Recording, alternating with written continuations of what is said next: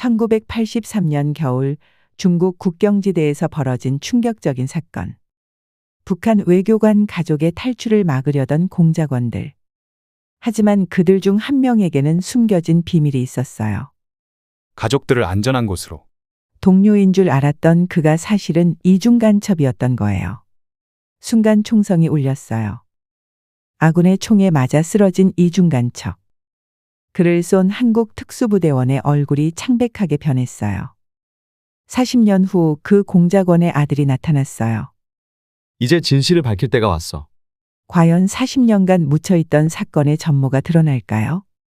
그럼 1983년 12월 15일 그날 밤의 진실을 들려드리겠습니다. 지하철 2호선 칸막이 문이 열리자 차가운 바람이 밀려들었어요. 오후 3시 30분, 평소보다 한산한 시간이었죠. 도연은 허리를 잔뜩 구부린 채 조심스럽게 발을 내디뎠습니다. 척추 수술을 받은 지 2달. 아직도 허리가 제대로 펴지지 않았어요. 한 걸음 한 걸음이 고통의 연속이었습니다. 우선석이 보였어요. 다행히 빈자리가 있었죠. 하지만 도연이 자리에 앉으려는 순간 3명의 젊은 남자들이 먼저 자리를 차지했습니다. 동서건설이라고 쓰인 작업복을 입고 있었어요. 죄송한데요. 제가 다리가 불편해서. 도연의 목소리는 떨렸습니다. 부탁하는 것조차 힘들었어요. 아, 할아버지. 우리도 일하느라 힘들거든요. 다른 자리 찾으세요. 요즘 노인분들 너무 당당하시네. 나이 먹었다고 특별 대우 받으려고. 순간 도연의 마음이 움츠러들었습니다. 얼굴이 화끈거렸어요. 주변 승객들이 쳐다보는 시선이 따가웠습니다. 40년간 법정에서 싸워온 변호사였지만 지금은 그저 아픈 노인일 뿐이었어요. 바로 그때였습니다. 젊은 친구들, 할아버지께 자리 좀 양보해 드리지 그래? 낮지만 단단한 목소리였어요. 도연이 고개를 돌리자 73세쯤 되어 보이는 남자가 서 있었습니다. 키는 크지 않았지만 어깨가 넓었어요. 눈빛이 예사롭지 않았습니다. 뭐? 할아버지도 우리한테 훈계질이야? 첫 번째 직원이 일어서며 태섭에게 다가갔어요. 순간 태섭의 눈빛이 차갑게 변했습니다. 그 다음 15초는 마치 영화 같았어요. 태섭이 한 걸음 앞으로 나서자 첫 번째 직원의 손목을 정확히 잡았습니다. 작은 비명과 함께 그가 무릎을 꿇었어요. 두 번째 직원이 달려들었지만 태섭의 어깨에 부딪혀 뒤로 밀려났습니다. 세 번째 직원은 아예 일어나지도 못했어요. 태섭의 눈빛 하나만으로 얼어붙었습니다. 이제 자리 비워주시겠어요? 태섭의 목소리는 여전히 조용했어요. 하지만 그 안에 담긴 힘은 무시무시했습니다. 새 직원은 아무 말 없이 다른 칸으로 사라졌어요. 지하철 안이 순식간에 조용해졌습니다. 할아버지, 이제 앉으세요. 태섭이 도연의 팔을 살짝 잡아주었어요. 따뜻한 손이었습니다. 고맙습니다. 정말 고마워요. 도연의 목소리가 떨렸어요. 고마움과 놀라움이 뒤섞인 감정이었습니다. 태섭이 도연 옆자리에 앉았어요. 두 노인은 잠시 말없이 앉아 있었습니다. 지하철이 덜컹거리며 달렸어요. 어떻게 그렇게 젊은 사람들을? 옛날 일이에요. 까먹으셨으면 좋겠는데. 태섭의 표정이 어두워졌어요. 뭔가 무거운 과거가 있는 것 같았습니다. 강남역입니다. 안내방송이 울렸어요. 제가 여기서 내려요. 정말 감사했습니다. 저도 여기서 내립니다. 함께 가시죠. 두 사람은 함께 지하철에서 내렸어요. 역 밖으로 나오자 따뜻한 햇살이 비쳤습니다. 혹시 시간 되시면 커피 한 잔 어떠세요? 제가 사겠습니다. 도연의 마음속에서 뭔가가 툭 하고 끊어졌습니다. 오늘 받은 모욕감이 이 노인 때문에 완전히 사라졌어요. 좋습니다. 시간은 많으니까요. 그렇게 두 노인의 첫 만남이 시작되었어요. 도연은 아직 몰랐습니다. 자신 앞에 앉은 이 남자가 40년 전 자신의 가족을 구해준 바로 그 사람일지도 모른다는 것을. 태섭도 몰랐어요. 오늘 우연히 도운 이 변호사가 자신이 그토록 찾고 있던 사람의 아들일지도 모른다는 것을. 3주가 지났어요. 매일 오후 3시 30분 같은 지하철 칸에서 만나는 것이 일상이 되었습니다. 도연은 태섭과의 만남이 하루 중 가장 기다려지는 시간이었어요. 오늘도 강남역 근처 카페에 앉아 있었습니다. 도연이 가방에서 낡은 사진 한 장을 꺼냈어요. 이 사진 좀 보세요. 1983년에 찍은 건데요. 흑백 사진이었어요. 중국 국경지대의 황량한 풍경이 담겨 있었습니다. 사진 속에는 군복을 입은 몇 명의 남자들이 서 있었어요. 태섭의 손이 미세하게 떨렸습니다. 커피잔을 들다가 멈췄어요. 얼굴이 순식간에 하얗게 변했습니다. 제 아버지가 북한에서 탈출할 때 도와준 분들이에요. 특수부대원들이었죠. 태섭이 사진을 더 자세히 들여다봤어요. 눈빛이 흔들렸습니다. 입술을 꽉 깨물었어요. 아, 그런 일이 있으셨군요. 태섭의 목소리가 어색하게 떨렸어요. 평소와 다른 모습이었습니다. 그 중에 한 분이 왼쪽 어깨에 총상을 입으셨대요. 아버지를 구하시다가요. 태섭이 무의식적으로 왼쪽 어깨를 만졌습니다. 그 순간 셔츠 사이로 희미한 흉터가 보였어요. 도연의 심장이 쿵했습니다. 모든 것이 맞아떨어지기 시작했어요. 나이, 체격 그리고 지하철에서 보여준 그 놀라운 실력까지. 혹시 북한 관련 일을 해보신 적이? 아니에요. 저는 그냥 평범한 회사원이었어요. 태섭이 급하게 화제를 바꿨어요. 눈을 마주치지 않으려 했습니다. 손가락으로 테이블을 계속 두드렸어요. 도연의 마음속에서 확신이 자라났습니다. 40년 동안 찾아 헤맨 그 사람이 바로 앞에 앉아 있는 것 같았어요. 그날 밤 도연은 아버지의 유품을 다시 뒤져봤습니다. 오래된 상자 깊숙한 곳에서 편지 한 통을 발견했어요. 편지 봉투에 적힌 글씨를 보는 순간 도연의 숨이 멎었습니다. 이태섭 중위님께. 손이 덜덜 떨렸어요. 편지를 열기가 무서웠습니다. 하지만 열어야 했어요. 편지 내용은 짧았어요. 아버지 김재혁의 마지막 메시지였습니다. 태섭 중위님, 목숨을 구해주신 은혜를 평생 잊지 못하겠습니다. 도연이가 잘 자라주고 있어요. 언젠가 꼭 다시 만나 인사드리고 싶습니다. 도연의 눈에서 눈물이 흘러내렸어요.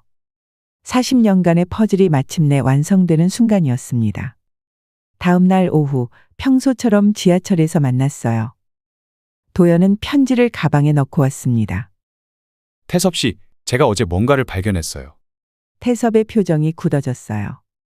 뭔가 불길한 예감이 든다는 듯이. 도연이 편지를 꺼내 보여줬습니다. 태섭의 얼굴에서 모든 혈색이 사라졌어요. 이게 어떻게? 태섭의 목소리가 바들바들 떨렸어요. 편지를 받아든 손이 무거운 돌덩이 같았습니다. 당신이 맞죠? 제 아버지를 구해주신 그분이. 태섭이 고개를 숙였어요. 어깨가 축 늘어졌습니다. 더 이상 숨길 수 없었어요. 죄송합니다. 정말 죄송해요. 태섭의 목소리가 메말랐어요. 40년간 짊어진 무게가 한순간에 터져나왔습니다. 맞습니다. 제가 그날 김재혁 씨를 도왔어요. 하지만 태섭이 말을 잇지 못했어요. 그날의 기억이 너무 아팠습니다. 두 노인은 말없이 앉아 있었어요. 40년의 시간이 한순간에 무너져 내리는 것 같았습니다. 도연의 가슴 속에서 뭔가가 벅차올랐어요. 감사함과 원망이 뒤섞인 복잡한 감정이었습니다. 드디어 찾았어요. 아버지가 그토록 찾고 싶어 했던 생명의 은인을. 하지만 태섭의 표정을 보니 기쁨만으로는 설명할 수 없는 무언가가 있었어요. 그날 밤에 대체 무슨 일이 있었던 걸까요? 1983년 12월 15일. 중국 단동 근처 국경지대였어요. 영하 20도의 혹독한 추위가 뼈를 애는 밤이었습니다. 30세의 태섭이 숨을 죽이고 기다리고 있었어요. 특수부대 중위였던 그는 이번이 세 번째 북한 망명자 구출 작전이었습니다. 오늘의 임무는 특별했어요. 북한 외교관 김재혁과 그의 가족을 안전하게 한국으로 데려오는 것이었습니다. 밤 11시. 약속된 장소에 세 개의 그림자가 나타났어요. 이태섭 중위님이신가요? 김재혁의 목소리가 떨렸어요. 옆에는 부인과 17세 아들 도연이 서 있었습니다. 도연은 아버지보다 키가 컸지만 아직 어린 얼굴이었어요. 네, 맞습니다. 이제부터 제가 모시겠습니다. 태섭이 도연을 보았어요. 무서움과 기대가 뒤섞인 눈빛이었습니다. 아직 앳된 소년이었어요. 탈출은 순조로워 보였어요. 하지만 30분 후 모든 것이 틀어졌습니다. 철컥. 안전장치 해제하는 소리가 어둠 속에서 들렸어요. 북한 공작원들이었어요. 5명이 사방에서 나타났습니다. 김재혁. 배신자가 어디로 가려고? 총성이 울렸어요. 태섭이 재빨리 김재혁 가족을 바위 뒤로 밀어넣었습니다. 쾅! 쾅! 총알이 바위에 튕겨나갔어요. 그때였어요. 북한 요원 하나가 뒤로 돌아가 도연을 붙잡았습니다. 아빠, 도와주세요. 도연의 비명이 밤하늘을 찢었어요. 17세 소년의 목소리는 절망으로 가득했습니다. 태섭의 가슴 속에서 뭔가가 타올랐어요. 가만히 있을 수 없었습니다. 태섭이 바위에서 뛰어나왔어요. 왼쪽 어깨에 총알이 박혔지만 멈추지 않았습니다. 피가 흘러내렸어요. 도연을 붙잡은 공작원이 소년의 등을 발로 찼어요. 도연이 바닥에 쓰러지며 비명을 질렀습니다. 척추가 꺾이는 소리가 들렸어요. 그 순간 태섭의 눈에서 차가운 빛이 번쩍했어요. 태섭이 달려들었어요. 공작원의 목을 정확히 쳐서 쓰러뜨렸습니다. 하지만 그것만으로는 멈추지 않았어요. 순간 태섭의 손에서 뭔가가 툭 하고 끊어졌습니다. 더 이상 생각할 수 없었어요. 총성이 한 번 더 울렸어요. 도연을 고문하던 공작원이 쓰러졌습니다. 태섭이 방아쇠를 당겼던 거예요. 나머지 공작원들이 도망쳤어요. 갑작스런 반격에 당황한 모습이었습니다. 도연이 바닥에서 신음하고 있었어요. 허리를 움직일 수 없었습니다. 괜찮아요. 이제 안전해요. 태섭이 도연을 조심스럽게 안아 올렸어요. 어깨에 상처가 더 깊어졌지만 신경 쓰지 않았습니다. 1시간 후 안전한 곳에 도착했어요. 김재혁이 태섭의 손을 꽉 잡았습니다. 중위님, 목숨을 구해주셔서 감사합니다. 이 은혜는 평생 잊지 않겠어요.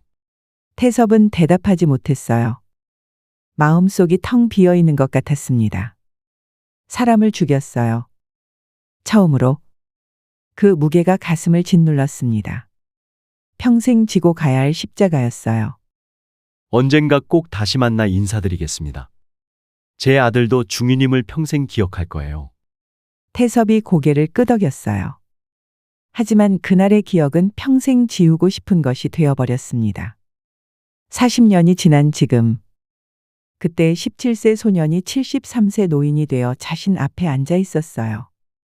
도연의 척추 후유증도 자신의 어깨 흉터도 모든 것이 그날 밤의 증거였습니다. 태섭은 이제 더 이상 도망갈 수 없다는 것을 알았어요. 40년간 묻어두었던 진실과 마주해야 할 시간이었습니다. 3일 후 도연의 변호사 사무실이었어요. 태섭이 조심스럽게 문을 열고 들어왔습니다. 얼굴이 많이 야위어 있었어요. 도연이 책상 위에 두꺼운 파일을 올려놓았어요. 40년간 모은 자료들이었습니다. 앉으세요. 이야기할 게 많아요. 태섭이 의자에 앉았어요. 손이 미세하게 떨렸습니다. 40년간 묻어두었던 과거가 수면 위로 떠오르는 것이 두려웠어요. 도연이 첫 번째 서류를 펼쳤어요. 동서건설 관련 자료였습니다. 지하철에서 만난 그 사람들 기억하시죠? 동서건설 직원들 말이에요. 태섭이 고개를 끄덕였어요. 그날의 일이 선명하게 떠올랐습니다. 도연의 목소리가 단단해졌어요. 동서건설이 북한과 은밀한 거래를 하고 있어요. 40년째요. 태섭의 눈이 커졌어요. 믿을 수 없다는 표정이었습니다. 도연이 두 번째 서류를 보여줬어요. 1983년 작전 보고서였습니다. 태섭 씨가 그날 밤 쏴 죽인 사람. 사실은 우리 편이었어요. 순간 태섭의 세상이 무너져 내렸어요. 얼굴에서 모든 혈색이 사라졌습니다. 도연이 계속 설명했어요.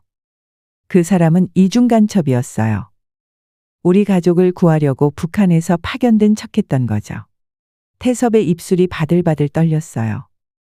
40년간 지고 살아온 죄책감이 더욱 무거워졌습니다. 그럼 제가 태섭이 말을 잇지 못했어요.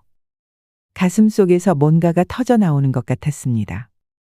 도연이 세 번째 서류를 꺼냈어요. 정부 고위직들의 명단이었습니다. 진짜 배신자는 따로 있어요. 당시 작전을 북한에 알려준 사람이요. 명단에는 현재 정부에서 높은 자리에 있는 사람들의 이름이 적혀 있었어요. 태섭이 목록을 보더니 한 이름에서 멈췄어요. 아는 사람이었습니다. 도연이 마지막 자료를 펼쳤어요. 동석건설 임원진 명단이었습니다. 그리고 이 사람, 박철수 이사예요. 도연의 손가락이 한 사진을 가리켰어요. 50대 중반의 남자였습니다. 이 사람의 아버지가 그날 밤 저를 고문한 북한 요원이에요. 태섭의 주먹이 꽉 쥐어졌어요.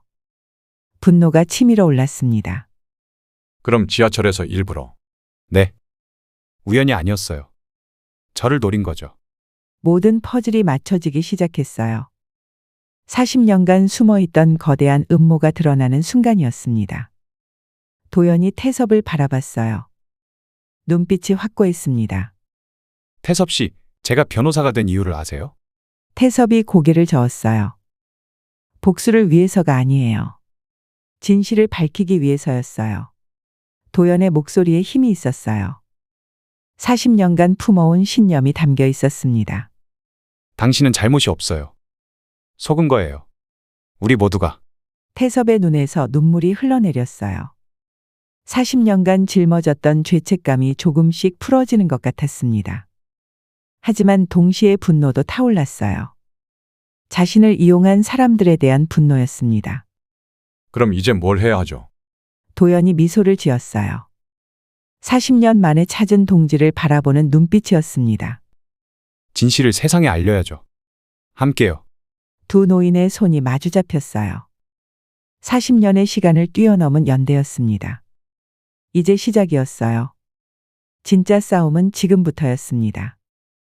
6개월 후 서울중앙지방법원이었어요. 40년 만에 열린 재심 법정에는 기자들과 시민들로 가득했습니다. 도연이 변호사석에 앉아 있었어요. 73세의 나이에도 눈빛만큼은 20대처럼 날카로웠습니다. 옆에는 태섭이 증인석에 앉아 있었어요. 태섭의 손이 떨렸어요. 40년간 입을 다물고 있던 진실을 말해야 하는 순간이었습니다. 증인은 1983년 12월 15일 밤 사건에 대해 증언해 주시기 바랍니다. 태섭이 천천히 일어났어요. 법정 안이 조용해졌습니다. 저는 40년간 죄 없는 사람을 죽였다고 생각하며 살아왔습니다. 태섭의 목소리가 떨렸어요. 하지만 멈추지 않았습니다. 하지만 오늘 알게 되었어요. 제가 속았다는 것을. 진짜 배신자들이 따로 있었다는 것을. 방청석에서 감탄이 터져 나왔어요. 기자들이 바쁘게 메모를 했습니다. 그때 동서건설 측 변호사가 일어났어요. 이 있습니다. 40년 전 일을 어떻게 믿을 수 있습니까? 도연이 침착하게 일어났어요. 가방에서 서류 뭉치를 꺼냈습니다. 증거가 있습니다. 40년간 수집한 모든 자료가요. 법정에 긴장감이 흘렀어요. 도연이 하나씩 증거를 제시했습니다. 동서건설과 북한의 은밀한 거래 내역, 정부 고위직들의 배신 증거, 모든 것이 명확했어요. 박철수 이사의 얼굴이 창백해졌어요. 더 이상 숨길 수 없었습니다. 3시간의 치열한 공방이 끝났어요. 판사가 마지막 판결을 내렸습니다. 1983년 사건의 재조사를 명령하며 관련자들에 대한 수사를 의뢰합니다. 방청석에서 박수가 터져 나왔어요. 도연과 태섭이 서로를 바라보며 미소를 지었습니다. 40년 만에 진실이 승리한 순간이었어요. 법정을 나서며 태섭이 깊은 숨을 쉬었어요. 가슴 속 무거운 돌덩이가 사라진 기분이었습니다. 이제 정말 끝난 건가요? 아니에요. 이제 시작이에요. 도연이 태섭의 어깨를 두드렸어요. 따뜻한 손길이었습니다. 2주 후 두 사람은 새로운 사무실을 열었어요. 정의와 치유센터라는 간판이 걸려 있었습니다. 과거 유사한 피해를 당한 사람들을 돕는 곳이었어요. 도연의 법률 지식과 태섭의 경험이 만나 시너지를 냈습니다. 첫 번째 의뢰인이 왔어요. 60대 여성이었습니다. 북한에서 탈출하다 가족을 잃었다고 했어요. 태섭이 그녀의 손을 잡았어요. 괜찮아요. 이제 혼자가 아니에요. 태섭의 눈에서 과거의 어둠이 사라졌어요. 대신 따뜻한 빛이 있었습니다. 그날 저녁 두 노인은 강변 공원을 산책했어요. 해가 저물어가고 있었습니다. 태섭 씨, 후회 없으시죠? 네. 이제야 진짜 살고 있는 것 같아요. 두 사람이 벤치에 앉았어요. 40년 전 그 어린 소년과 젊은 군인은 이제 지혜로운 노인이 되어 있었습니다. 태섭이 하늘을 올려다봤어요. 별이 하나둘 나타나기 시작했습니다. 40년이라는 시간이 흘렀지만 진실은 결국 빛을 보게 되었어요. 도연이 고개를 끄덕였어요. 아버지가 하늘에서 미소 짓고 있는 것 같았습니다. 강물이 잔잔하게 흘렀어요. 과거의 아픔을 씻어내듯이. 두 노인의 새로운 인생이 시작되었어요. 진실과 정의 그리고 치유라는 이름으로. 때로는 40년이 걸릴지도 모르지만 진실은 반드시 세상에 드러나게 되어 있어요. 그리고 그 진실이 세상을 조금 더 따뜻하게 만들어 간다는 것을. 이것이 바로 두 노인이 우리에게 전하는 희망의 메시지였습니다.